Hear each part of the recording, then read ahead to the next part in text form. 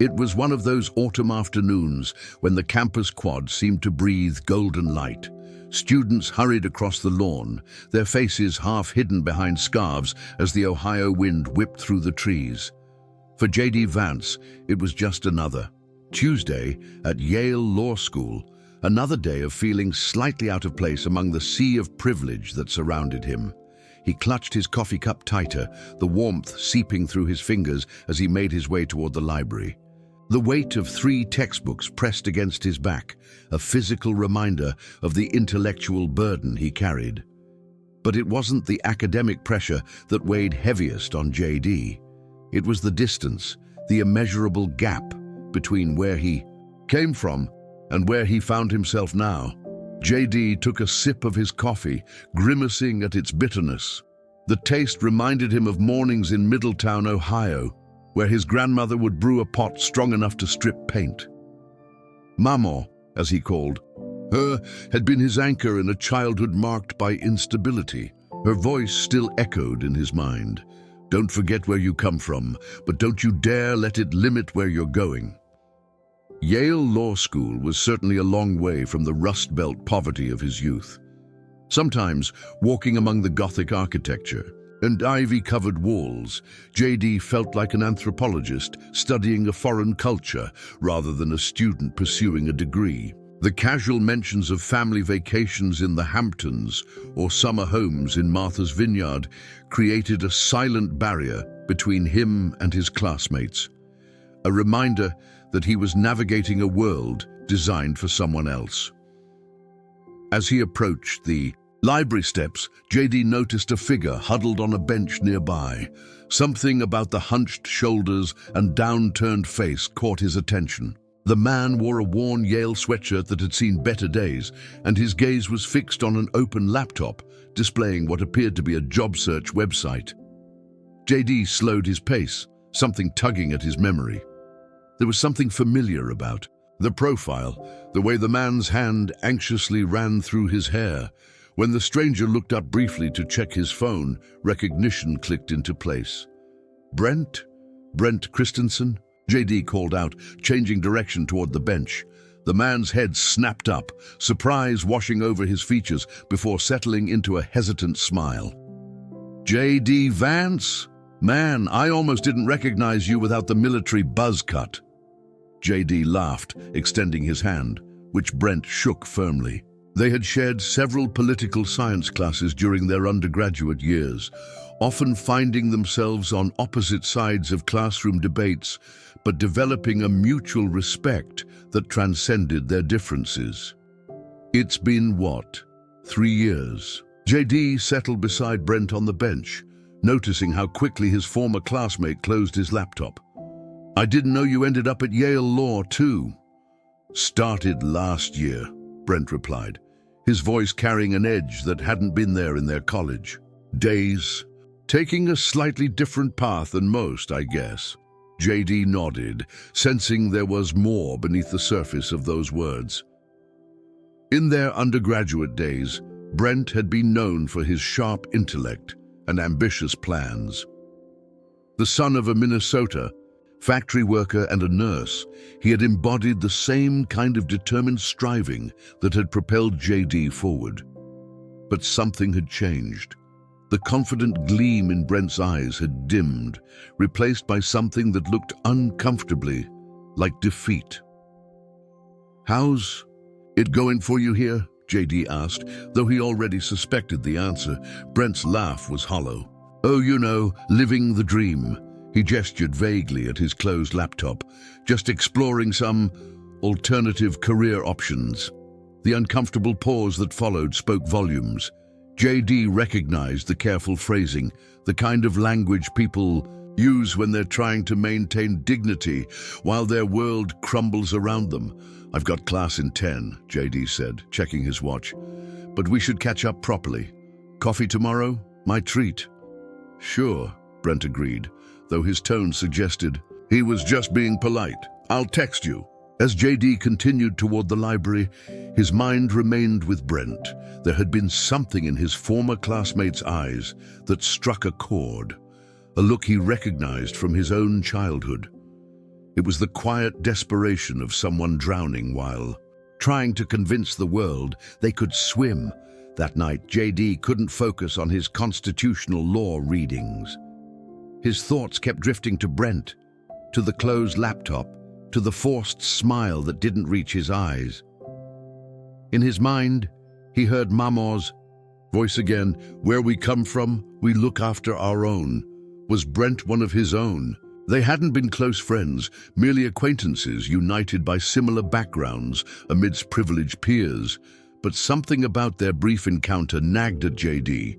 Perhaps it was the recognition of a familiar struggle, the exhaustion of constantly trying to prove you belonged in spaces that weren't designed for people like you.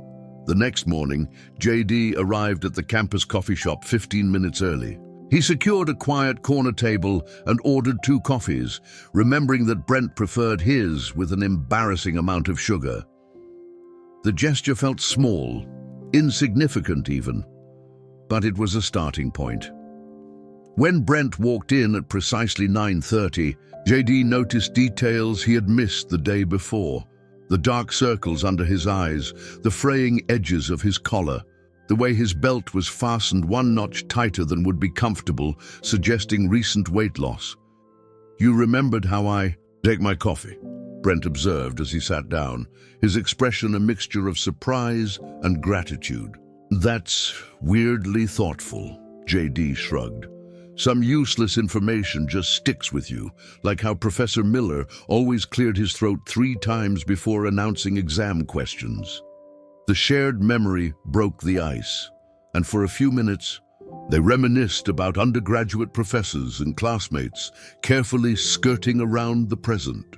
But JD had never been one for prolonged small talk. So what's really going on, Brent?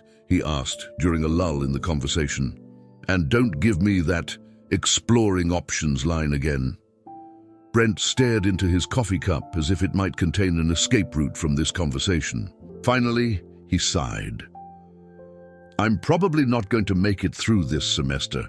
Financially, I mean. The words hung in the air between them.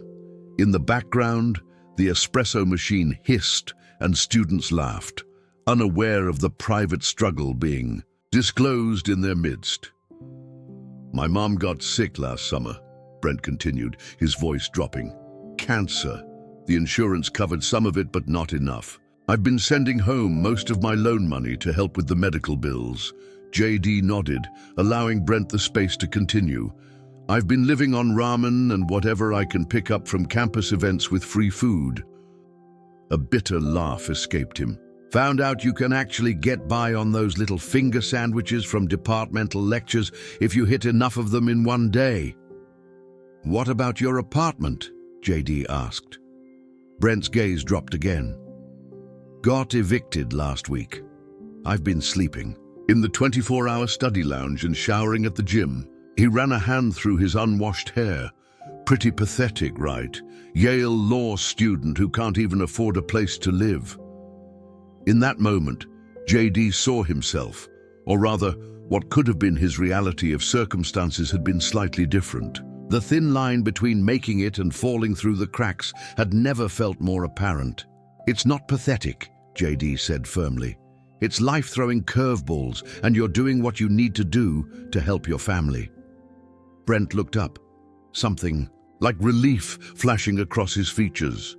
Not at JD's words, but at the absence of pity in them. Understanding without condescension was a rare currency in these halls. I've got 2 more months of savings, Brent explained. After that, I'll probably have to withdraw. Try again later, maybe, if my mum gets better and I can save up again. His voice cracked slightly on the word if, betraying his deeper fears. JD nodded, his mind already racing. Have you talked to financial aid? There are emergency funds. Already tried, Brent cut him off. They helped a little, but it's a drop in the bucket, and my pride can only take so many visits to the financial aid office, you know? JD understood. Isn't that too well? The particular humiliation of having to explain your poverty to someone who has never experienced it. The careful balance of appearing desperate enough to deserve help, while composed enough to be deemed worthy of investment. What about your classmates, friends? JD pressed. Brent's laugh was tinged with something darker this time. You know how it is here. Everyone's sympathetic in theory, but no one really gets it. And I'm not about to ask Elizabeth Thompson with her trust fund or Douglas Myers with his family connections to bail me out.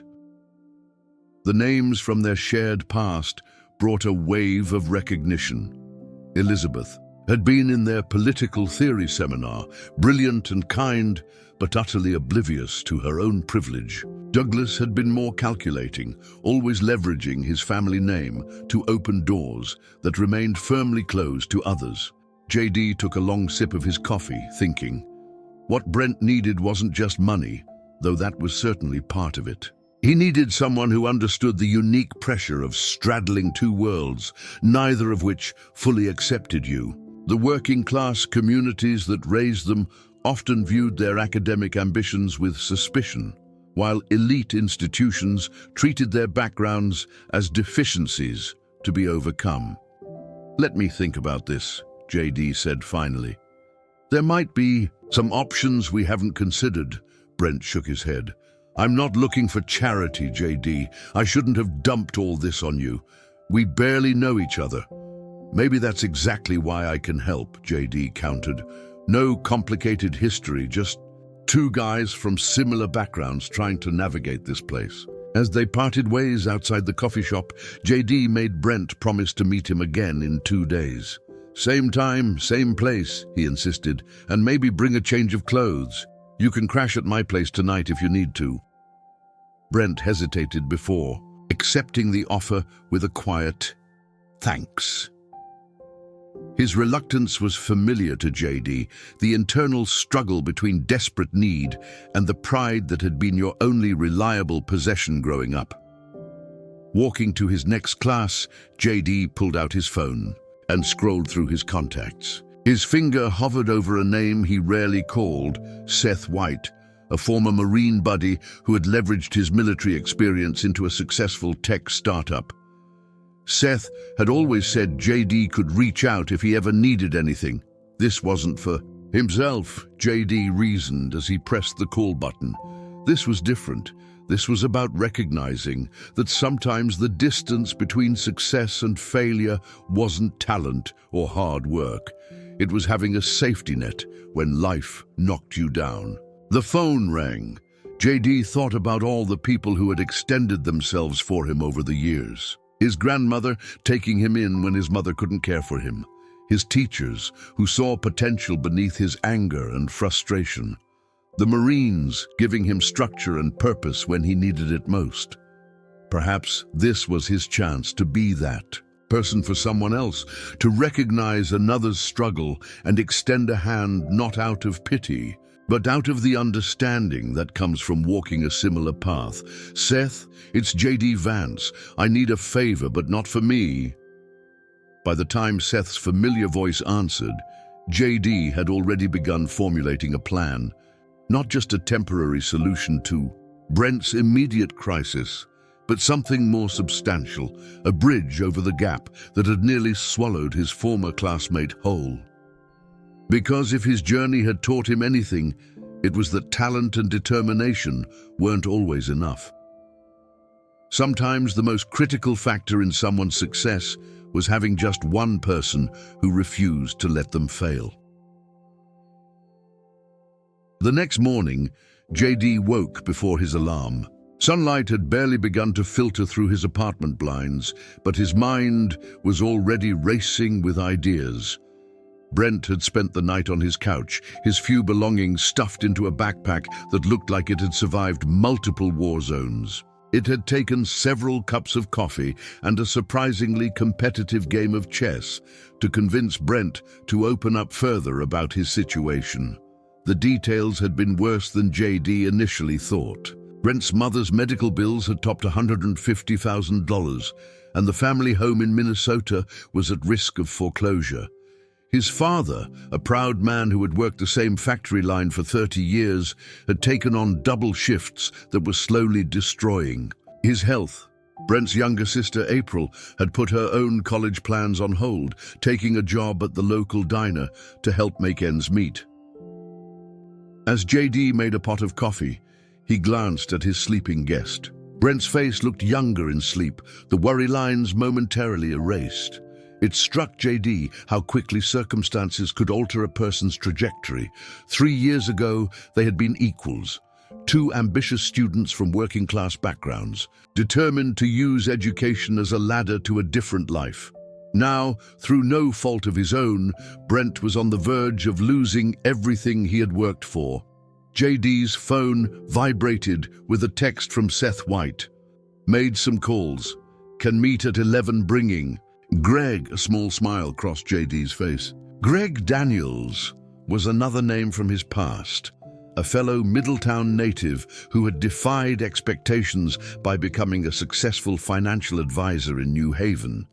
If anyone understood the precarious nature of social mobility, it was Greg, whose own family had experienced the devastating effects of the steel industry's collapse.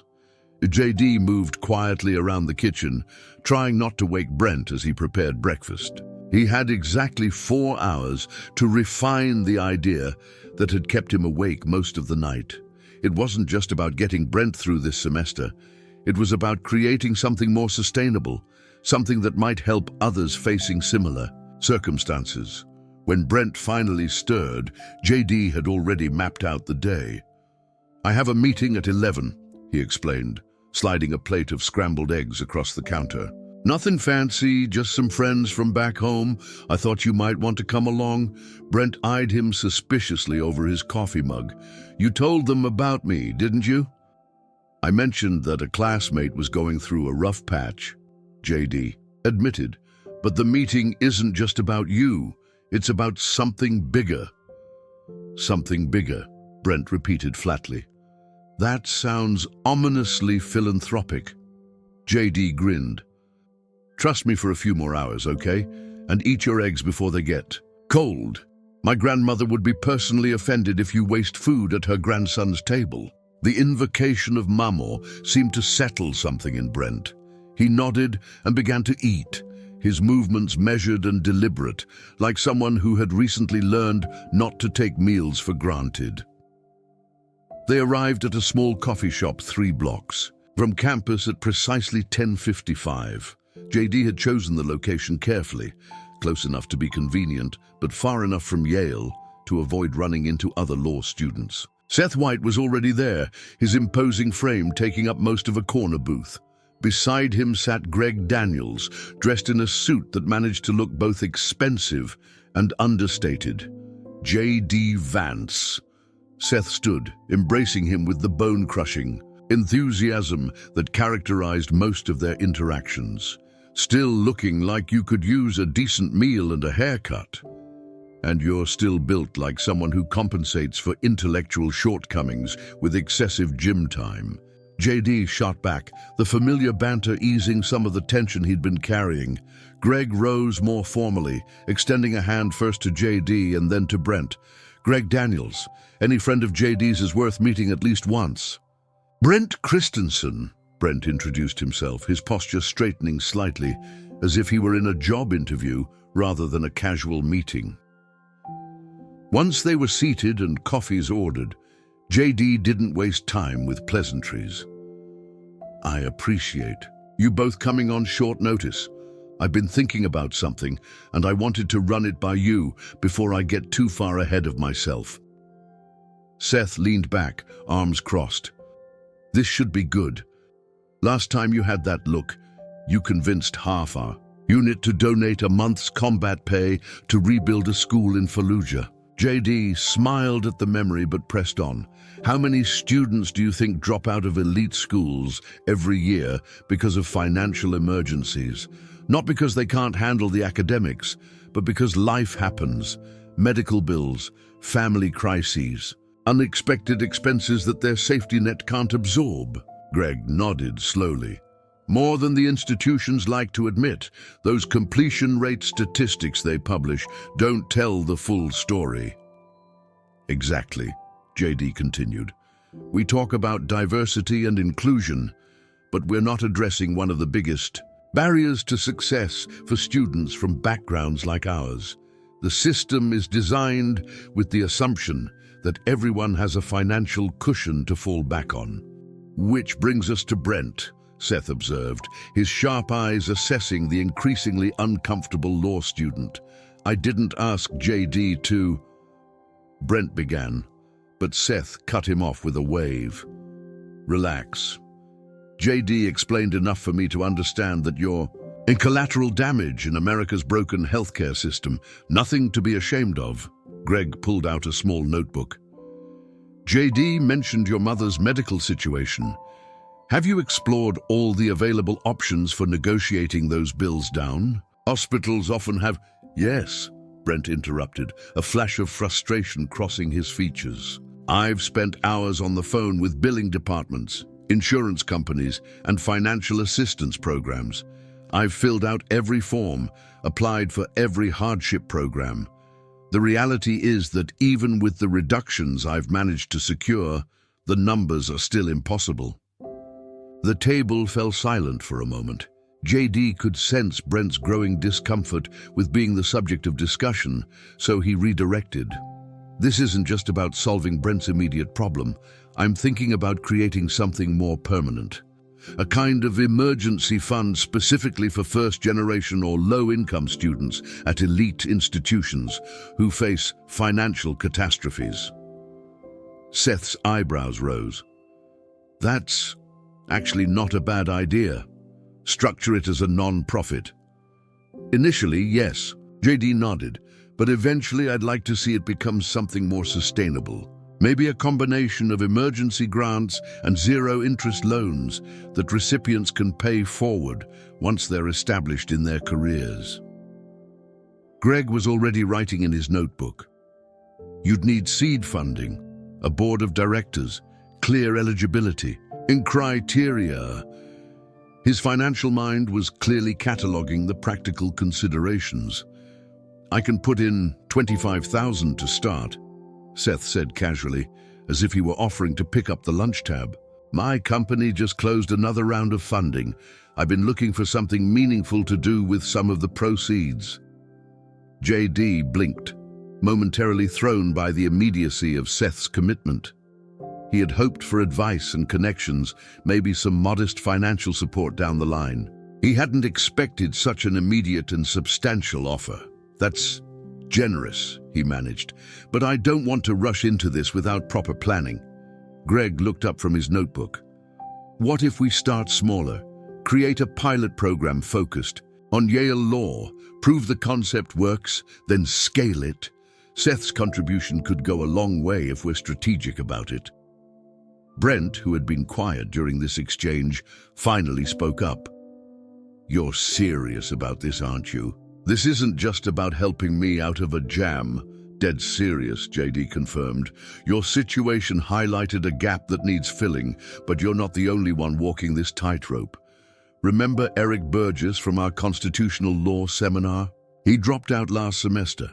Everyone assumed it was academic pressure, but I heard through the grapevine that his father lost his job and the family couldn't make rent.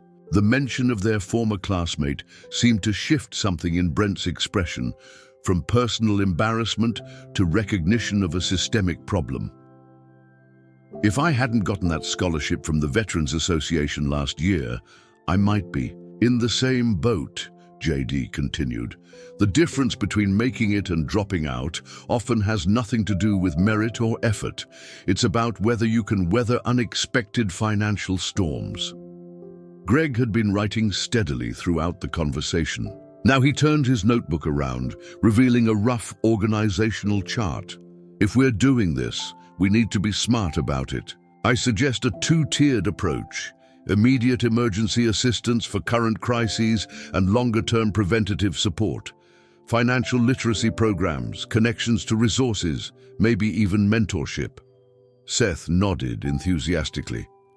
I like it. And I know at least 3 other vets who've done well in tech who would probably contribute.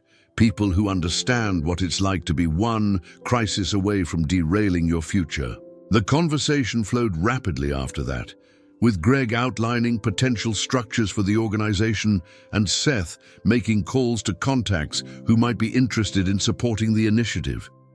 JD felt a growing sense of purpose as the rough outlines of the plan took shape. This wasn't just about saving Brent's law school career, it was about creating a safety net for others who might find themselves in similar circumstances. Throughout the discussion, JD noticed Brent's demeanor gradually shifting.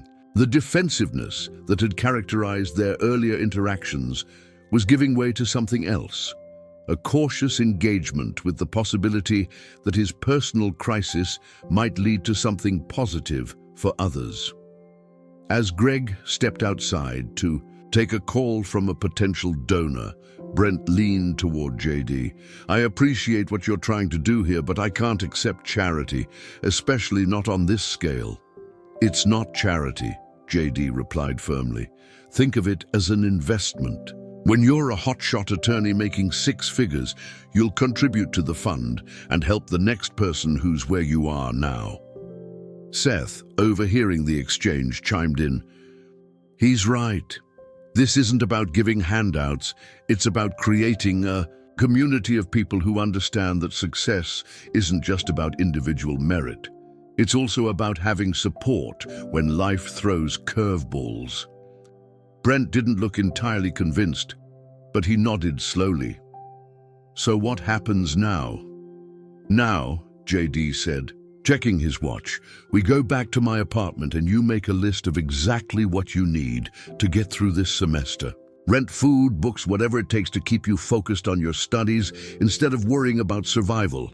That's the immediate plan." "And my mom's medical bills?" Brent asked, the worry creeping back into his voice. Greg returned to the table, just in time to hear the question. "I have some ideas about that. I know a healthcare advocate who specializes in negotiating medical debt. No promises, but she's worked miracles before." The relief on Brent's face was palpable, though he tried to hide it by taking a long sip of his now cold coffee. As they prepared to leave, Seth pulled JD aside. "You know, when you called yesterday, I expected you were finally going to ask for help with your own student loans. Should have known you'd be calling for someone else instead." JD shrugged uncomfortably. "Brent would do the same if our situations were reversed." "Would he?" Seth asked, not unkindly. "Not everyone has your instinct to reach beyond their own." Problems, JD." JD watched as Greg and Brent exchanged contact information, the financial advisor already explaining potential approaches to the medical debt situation. "Maybe not, but I think most people want to help others if they can. Sometimes they just need to see a path to doing it." Back at JD's apartment, the 4 men spent the afternoon turning vague ideas into concrete plans. Greg's financial expertise proved invaluable as they outlined the structure for what they were tentatively calling the Bridge Fund. Seth's connections in the tech world yielded promises of additional funding and technical support for creating a website and application system. By evening, they had a working draft of a mission statement, eligibility criteria, and a timeline for launching a pilot program. Brent, initially reluctant to be the first recipient, had gradually become more engaged in the planning process, offering insights about the specific challenges faced by low-income students at elite institutions. "The thing people don't understand," he explained as they ordered pizza for dinner, "is that it's not just about tuition. It's the invisible costs, the networking events you can't afford to attend, the unpaid internships you can't take because you need summer income, the professional clothes you can't buy for interviews." JD nodded, recognizing the truth in Brent's words. "That's why we need people like you involved in designing this. The challenges aren't always obvious to those who haven't lived them." As Seth and Greg prepared to leave, concrete next steps had been established. Seth would transfer the initial funding to a temporary account Greg would set up. JD would draft bylaws and begin the process of applying for non-profit status. Brent would document his experience as a case study to help refine the application and selection process. "We'll reconvene next week," Greg said, collecting his notes. "I'll bring Jonathan Thomas. He's an attorney who specializes in non-profit law. He can help us navigate the legal requirements." Seth clapped Brent on the shoulder as he headed for the door. "Hang in there, man. And remember, this isn't charity, it's community. There's a difference." After they left, JD and Brent sat in silence for a moment, the empty pizza boxes and scattered notes evidence of the day's productivity. "Why are you doing all this?" Brent finally asked. "We barely knew each other in undergrad. You could have just loaned me some money or connected me with financial aid resources and been done with it." JD considered the question carefully. "Do you remember Professor Miller's final lecture in political theory? He talked about the social contract, the idea that we have obligations to each other that go beyond what's legally required." Brent nodded. He said the measure of a society isn't how it treats its most privileged members, but how it responds to those in crisis. "Exactly," JD said. "I'm doing this because someone did it for me once. Not in the same way, but the principle is the same. My grandmother took me in when my mom couldn't care for me. My teachers pushed me when I wanted to give up. The Marines gave me structure when I needed direction. None of that was charity. It was people recognizing potential and removing obstacles." Brent was quiet for a long moment, absorbing JD's words. "I don't know if I can live up to whatever potential you think you see in me." "You don't have to," JD replied simply. "You just have to make it through this semester, graduate, and then help someone else when you're in a position to do so. That's how this works." As Brent headed to the shower, JD checked his phone and found a text from Seth. "Money transferred. Let's change some lives, starting with your friends." JD smiled to himself, feeling a sense of purpose that transcended his own academic achievements and career ambitions. This wasn't just about helping one person, it was about creating a sustainable model for addressing a gap in the system, a way to ensure that talent and determination weren't derailed by circumstance, and perhaps most importantly, it was about transforming individual struggle into collective action, showing that the path from hardship to success didn't have to be walked alone. 3 weeks had passed since that pivotal meeting in the coffee shop, and the Bridge Fund had evolved from an idealistic conversation to a nascent reality. JD's living room had become an unofficial headquarters, with laptops, legal pads, and empty coffee cups occupying every surface. What had begun as a response to one friend's crisis was rapidly expanding into something with the potential to impact dozens of students facing similar challenges. Jonathan Thomas, the non-profit attorney Greg had mentioned, had expedited the paperwork for their 501c3 status, working evenings and weekends without charging his usual fees. "Consider it my contribution to the cause," he'd said when JD tried to insist on paying him. "My father was a coal miner who remortgaged his house to keep me in college. I understand what you're trying to do here." While the legal structure took shape, Brent had thrown himself into researching similar initiatives at other universities, identifying gaps that the Bridge Fund could fill.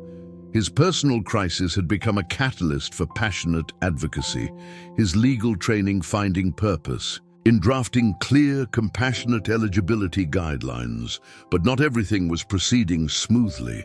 JD sat at his kitchen table at 6 a.m., reviewing the latest draft of their website. Dark circles underscored his eyes, evidence of the late nights he'd been pulling to balance his own coursework with the growing demands of launching the fund. His phone buzzed with a text from Seth. "Got pushback from potential donors. They want more data on outcomes. Can we talk?" JD sighed. The enthusiastic commitments made in that first meeting had begun to encounter the reality of convincing others to invest in an untested idea. Seth had secured pledges for another $75,000, but these were contingent on demonstrating that the Bridge Fund had a viable long-term strategy. The apartment door opened and Brent walked in, carrying a bag from the local bakery. In the past few weeks, he had moved into the spare bedroom of Daniel Lopez's apartment, another law student from their expanding circle who had offered reduced rent in exchange for Brent tutoring his younger brother in LSAT prep. "You look like hell," Brent observed, sliding a coffee across the table to JD. "Please tell me you slept at some point." "Sleep is for people who don't have constitutional law exams and non-profit launches in the same week," JD replied gratefully, accepting the coffee. "Seth's donors want more concrete proof that this model works before they commit." Brent pulled out a chair. "That's actually why I stopped by. I've been thinking about this all night. We need to show that this isn't just about handing out money. It's about creating a community of mutual support that produces tangible results. And how do we demonstrate that when we haven't even distributed our first grant yet?" JD asked, frustration edging his voice. "We start with what we have, my story," Brent said simply. "We document everything, the initial crisis, the intervention, the ongoing support, and most importantly, the outcomes. We create a case study that shows exactly how the Bridge Fund changed one student's trajectory." JD considered this. "That puts a lot of pressure on you to be the perfect success story." "I'm not claiming I'll be perfect," Brent countered, "but I'm willing to be transparent about the process, and I'm not the only story we have." "What about Eric Burgess? You said he dropped out last semester due to financial issues. What if we reached out to him, offered to help him return to finish his degree?" JD's exhaustion momentarily gave way to renewed energy. "That's actually brilliant. If we could demonstrate not just prevention, but reclamation, showing that we can bring talented students back who were forced to leave." He trailed off, already calculating what it would take to locate Eric and determine what he would need to return to Yale. "Exactly," Brent nodded enthusiastically. "And we need to start building our network of mentors and resources beyond just financial support. Remember what Greg said about the two-tiered approach? The emergency funding is just the foundation. The real value comes from connecting students to people who understand their unique challenges." JD pulled his laptop closer. "I'm going to email Catherine Wilson in the registrar's office. She might be able to help us contact Eric discreetly." He paused, looking up at Brent. "You know, for someone who was reluctant to accept help a few weeks ago, you've become quite the advocate." Brent smiled wryly. "Let's just say my perspective has evolved. When you're drowning, it's hard to think about anything except your own survival. Once someone throws you a lifeline, you start noticing all the other people in the water." Later that afternoon, JD met with Greg Daniels at his downtown office. The financial advisor's normally immaculate desk was covered with spreadsheets and donor profiles, evidence of the hours he'd been dedicating to the Bridge Fund alongside his regular client work.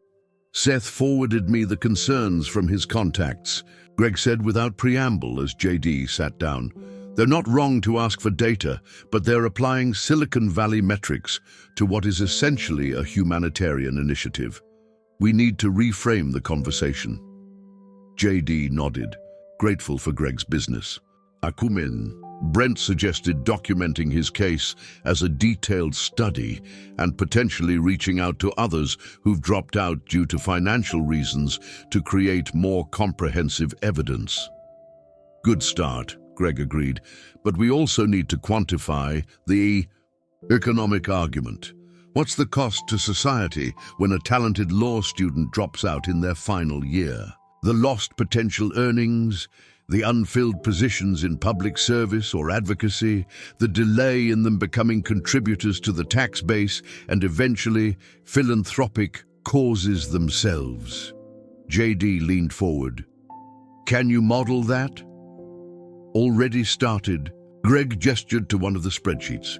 "Based on average earnings for Yale law graduates over time, minus the average for those with incomplete degrees, multiplied by the estimated number of students who drop out due to financial emergencies rather than academic issues.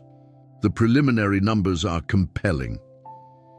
As Greg walked him through the economic model, JD marveled at how quickly their small initiative was developing specialized expertise. Greg was handling the financial projections and donor relations. Jonathan was navigating the legal requirements. Seth was leveraging his tech network for both funding and digital infrastructure. And Brent was focusing on eligibility criteria and student outreach. "There's something else," Greg said, his tone shifting.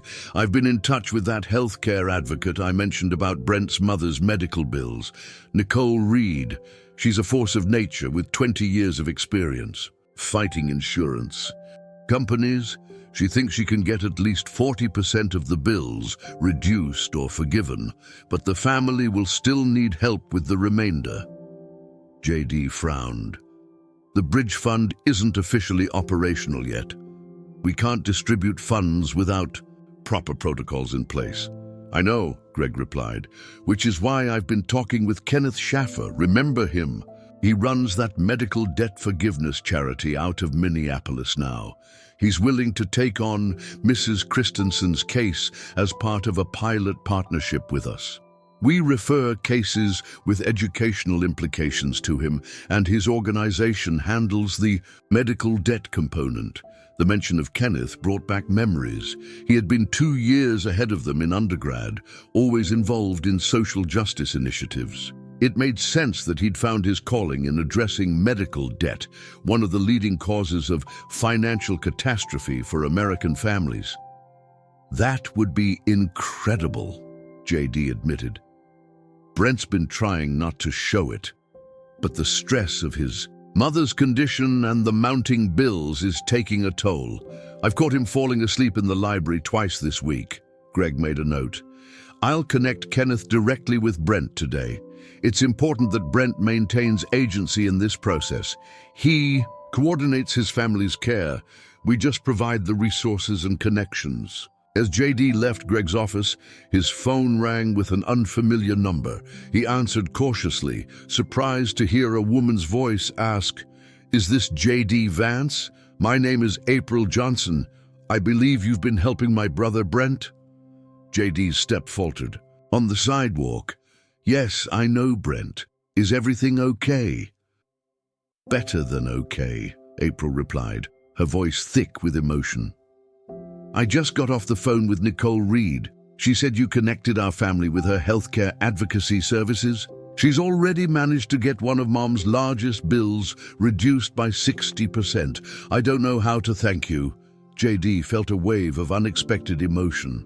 He hadn't directly contacted Brent's family, assuming Brent would share information when he felt comfortable doing so.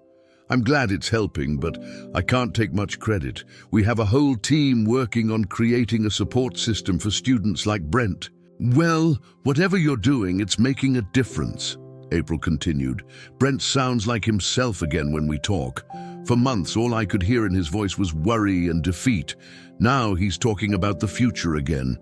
After finishing the call with heartfelt thanks from April, JD stood on the sidewalk for a moment, processing the unexpected impact of their still-forming initiative. The abstract goal of helping students facing financial crises had just connected with the very real relief of a family he'd never met, hundreds of miles away in Minnesota. His phone buzzed again, a text from Catherine in the registrar's office. "Found contact info for Eric Burgess.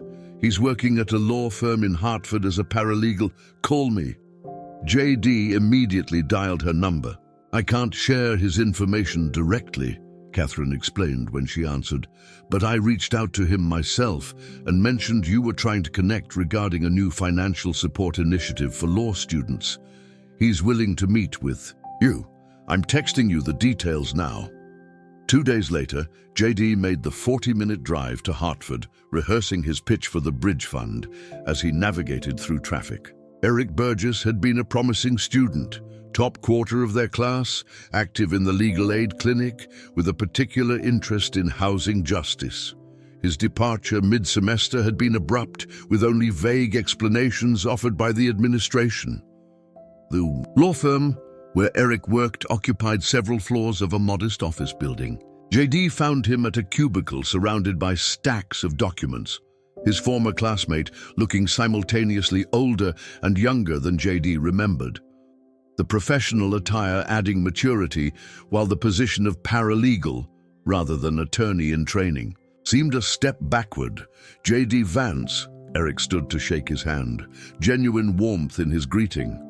Catherine was pretty cryptic about why you wanted to meet, but she mentioned something about financial support for law students. Over coffee in the firm's break room, JD outlined the Bridge Fund's mission and their progress to date. Eric listened intently, occasionally asking incisive questions that reflected his legal training. "So you're not just offering emergency funding," Eric summarized when JD finished. "You're creating a comprehensive support network that addresses both immediate crises and long-term stability." "Exactly," JD confirmed, "which brings me to why I wanted to meet in person. We're looking to demonstrate that this model doesn't just prevent dropouts, it can also create pathways back for talented students who were forced to leave due to financial circumstances." Understanding dawned in Eric's eyes. "And you think I could be one of those students, if that's something you'd want," JD clarified. "No pressure, but we'd like to explore what it would take to get you back to Yale to complete your degree." Eric's expression shifted through several emotions: surprise, hope, and then a guarded skepticism.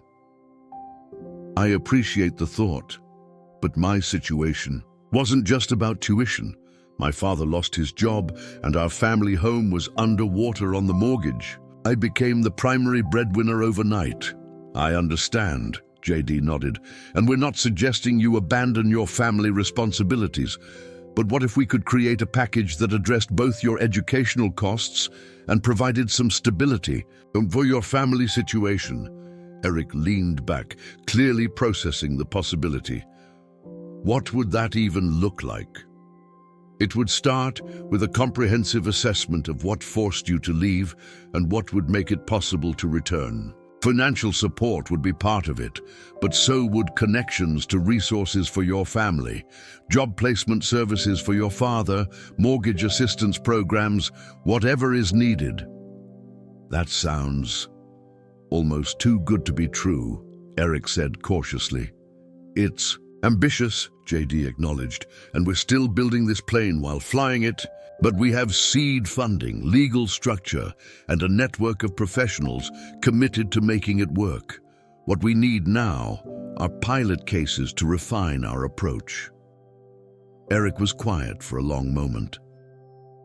"My leaving Yale wasn't just a personal disappointment. It felt like I was letting down my entire community. I'm the first person in my family to go to college, let alone law school. When I had to drop out, it reinforced every doubt about whether people like us belong in places like Yale." JD nodded, recognizing the weight of those words. "That's exactly why we're creating the Bridge Fund. Talent and determination should be enough. A single financial crisis shouldn't derail someone's entire future, especially when they've already proven they have what it takes academically." By the time JD left Hartford, Eric had agreed to be their second case study. They had outlined a preliminary plan. Eric would complete the current paralegal contract, which ended in 6 weeks, then potentially return to Yale for the fall semester, with the Bridge Fund providing tuition assistance and connecting his father with a retraining program for displaced manufacturing workers. Driving back to New Haven, JD called Brent to update him on the meeting. "Eric's on board. We need to set up a more formal assessment process, but this could be exactly the evidence we need to convince Seth's skeptical donors." "That's fantastic," Brent replied, sounding energized. "And I've got news too. Kenneth Schaffer has been incredible. He's already negotiating with the hospital's billing department and has connected my dad with a support group for spouses of cancer patients. It's like this weight that's been crushing our family for months is finally starting to lift." "How's your mom doing?" JD asked carefully. "Stable," Brent said, his voice softening. "The latest treatment seems to be working, and now that the financial pressure is easing, She's focusing more on recovery instead of worrying about bankrupting the family. She wants to meet you someday, by the way, says she needs to thank the person who gave her son back his future. JD felt a tightness in his throat. I'd like that. But remember, this isn't just my doing. We've built something bigger than anyone person could create alone. After hanging up, JD pulled into a campus parking lot and sat for a moment, reflecting on the rapid evolution of what had begun as a simple desire to help a struggling classmate. In just 3 weeks, they had created the framework for an organization that could potentially transform how financial crises were handled for students from backgrounds like his. His phone buzzed with an email notification from Seth. Donor call. Went great. Economic model convinced the holdouts. Full funding confirmed. When can you meet to discuss expansion plans? JD smiled, feeling a rare sense of accomplishment that transcended academic achievements or career milestones. This was about creating tangible change, not just for Brent or Eric, but potentially for countless students facing the brutal choice between family obligations and educational opportunities. As he walked back toward the law school, JD's mind was already racing with possibilities. If the model proved successful at Yale, could it be replicated at other institutions? Could they create a nationwide network of bridge funds, each adapted to the specific needs of different educational environments, but sharing resources and best practices? The spring sunshine felt warm on his face as he climbed the steps to the library. For the first time in weeks, the weight of balancing his studies with building the bridge fund felt less like a burden and more like a privilege, the rare opportunity to transform a moment of crisis into a movement for change. Inside the library, he spotted Brent at a study table, surrounded by textbooks, but looking more at peace than JD had seen him since their reunion. Sometimes the most important victories weren't measured in grand gestures or public recognition, but in the quiet restoration of hope to someone who had begun to believe their dreams were slipping away. And in that moment, JD understood that regardless of what happened with the Bridge Fund in the months and years ahead, they had already succeeded in the most essential way possible. They had proven that circumstances didn't have to define destiny, that systems could be changed, and that sometimes the most powerful act of leadership was simply refusing to accept that a friend's struggle was inevitable. 18 months later, JD stood at the podium in Yale Law School's largest lecture hall, surveying the crowd that had gathered for the Bridge Fund's first annual report presentation. What had begun as an impromptu response to one classmate's crisis had evolved into an organization that had already assisted 27 students across 3 elite universities, with plans to expand to 5 more institutions in the coming year. The audience included university administrators, donors, recipients, and media representatives, a testament to how quickly their initiative had captured attention beyond campus boundaries. In the front row sat Brent, now in his final semester and already fielding job offers from top firms, his expression a mixture of pride and disbelief at how far they had come.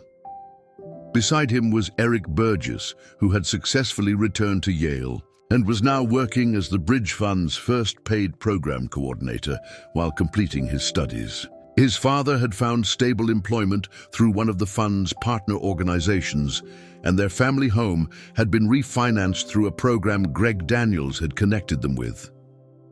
"Thank you all for coming today," JD began, his voice steady, despite the flutter of nerves in his stomach.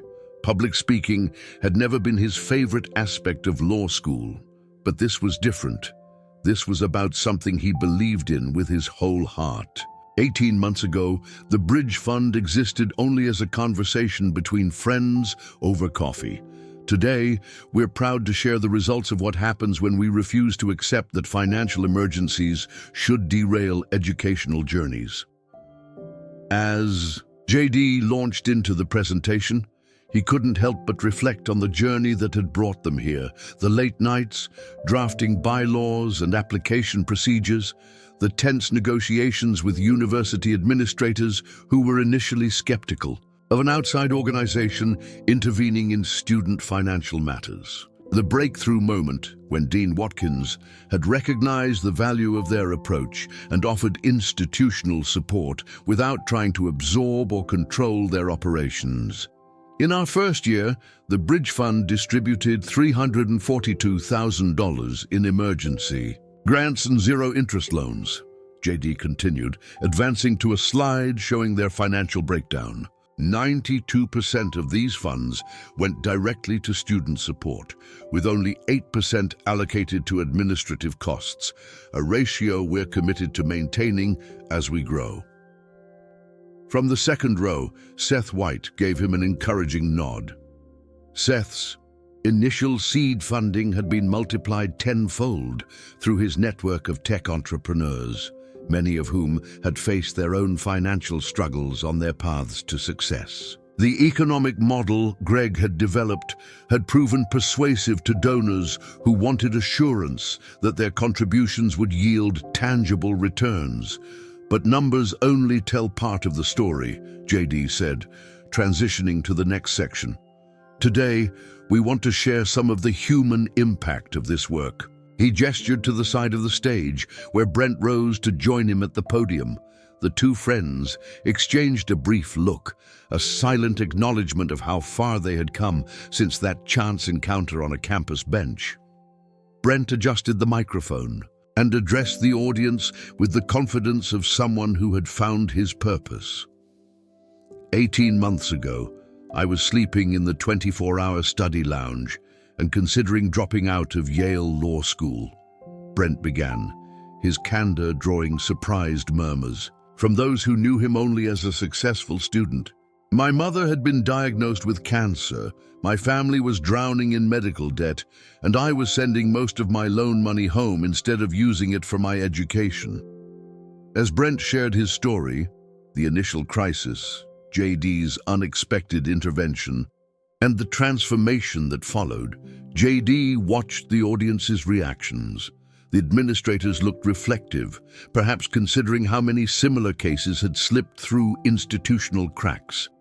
The donors leaned forward, connecting abstract financial contributions to concrete human outcomes. And the students in attendance listened with particular intensity, some nodding in recognition of challenges they themselves faced. Today, my mother is in remission, Brent continued, his voice momentarily thickening with emotion. My family's medical debt has been reduced by 60% through partnerships the Bridge Fund facilitated. My father no longer works double shifts that were destroying his health, and I'm on track to graduate with my class this spring. He paused, collecting himself before continuing. But what matters most isn't just that I'll receive my degree.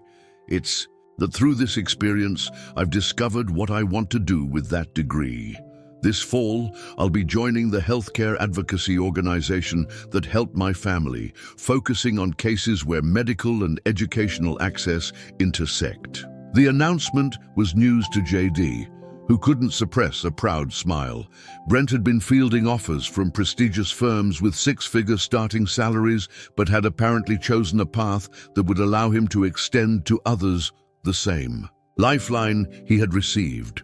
After Brent returned to his seat, Eric took the stage to share his story of leaving Yale and the path that had led to his return. He was followed by Jennifer Brown, a medical student whose research fellowship in Ghana had been threatened by a family emergency until the Bridge Fund stepped in, and then by Walter Lyons, a first-generation computer science major whose senior year had been saved by an emergency housing grant when his family lost their home to foreclosure. Each story illuminated a different facet of the Bridge Fund's approach, not just providing financial resources, but connecting recipients to mentors, advocates, and specialized services that address the root causes of their crises. The holistic model had proven more effective than traditional institutional emergency funds, which typically offered limited one-time assistance without addressing underlying structural challenges. When JD returned to the podium to introduce the final segment of the presentation, he noticed several people in the audience discreetly wiping away tears. The human stories had accomplished what spreadsheets and statistics alone could not. They had made visible the real stakes of educational disruption and the profound impact of timely, comprehensive intervention. As we look to the future, JD continued, we're excited to announce the expansion of the Bridge Fund to 5 additional universities next year.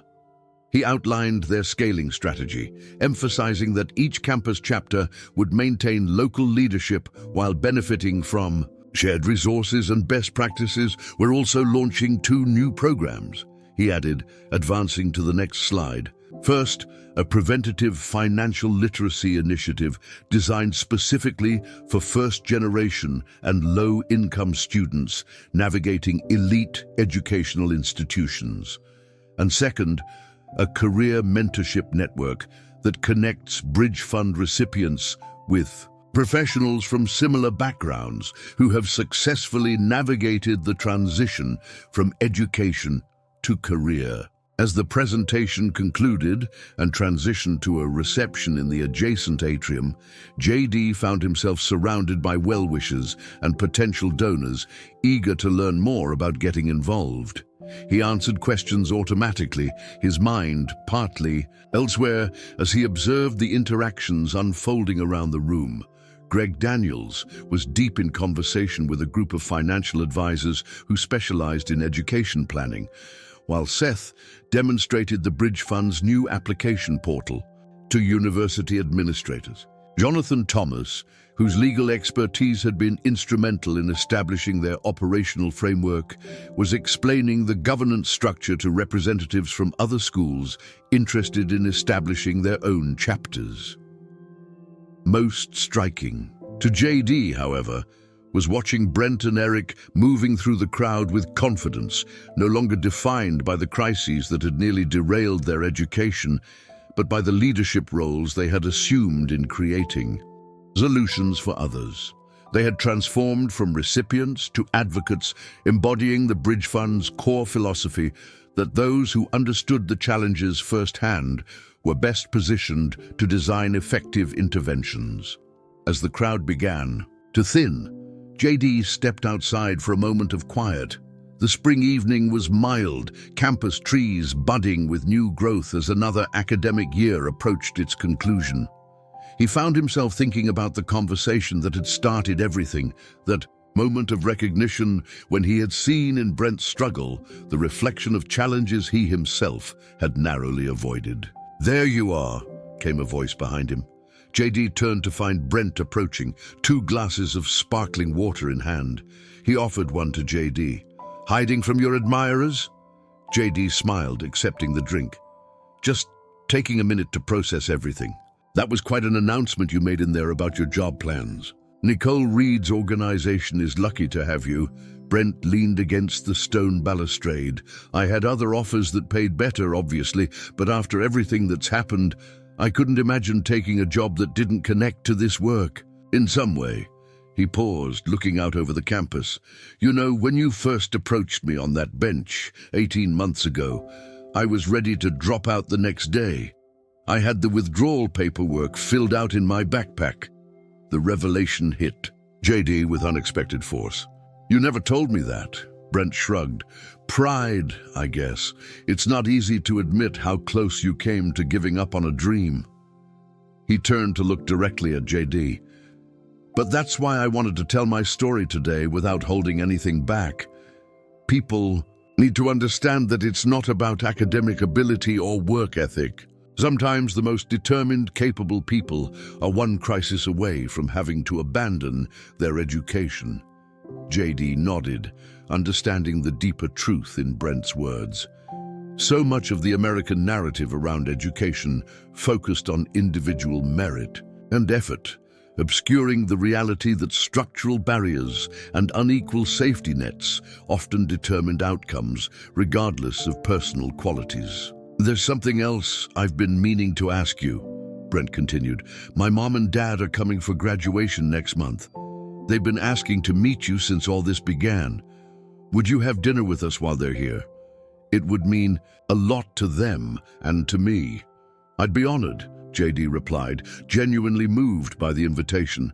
They were interrupted by Seth, who emerged from the building with news that several major donors wanted to discuss multi-year funding commitments. JD excused himself to rejoin the reception, but as he walked back inside, he found himself thinking about the upcoming dinner with Brent's family.